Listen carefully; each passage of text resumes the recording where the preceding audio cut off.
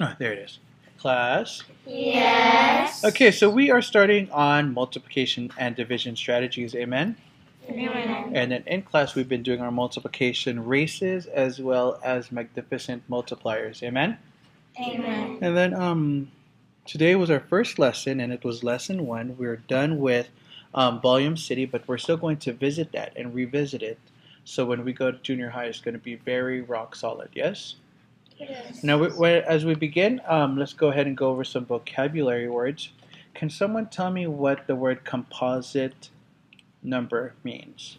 Sophie? It's a number that has more factors than 1 times itself. More factors than 1 times itself. Amen. Can I get an amen, everyone? Amen. Okay, now what is a prime number? Yes? A prime number is a number that can only be multiplied. Its factors can only be 1 in itself. Okay, so it's the opposite of composite number. Is that correct, class? Yes. Yes or no? Yes. Great. Now, today we talked about prime factorization. Can someone give us a synopsis of what prime factorization is? Anyone? We've been doing it. Yes, Ella? It's a number that can be times by 1 or times itself. No, that's a prime number, but prime factorization.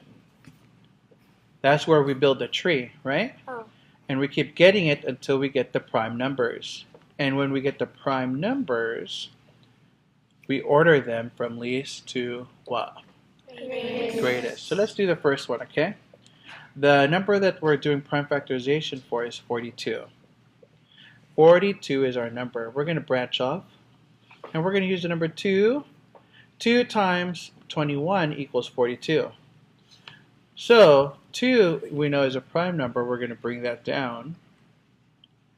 And then we know that 21 is a composite number. We know that 3 times 7 equals 21. So when we bring it down, the answer to this question is 2 times 3 times 7. It is correct because we put them in least to greatest value. Yes? Yes. Now let's go over number 1 for homework, number 50.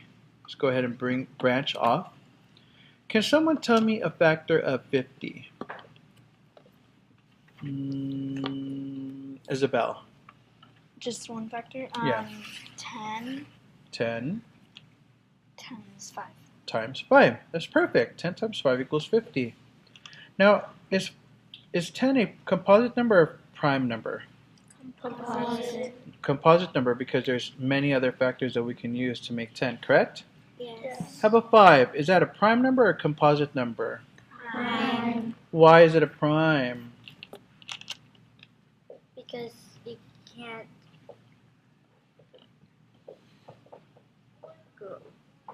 multiply by other numbers. But by other numbers, it can't be multiplied by other factors, right?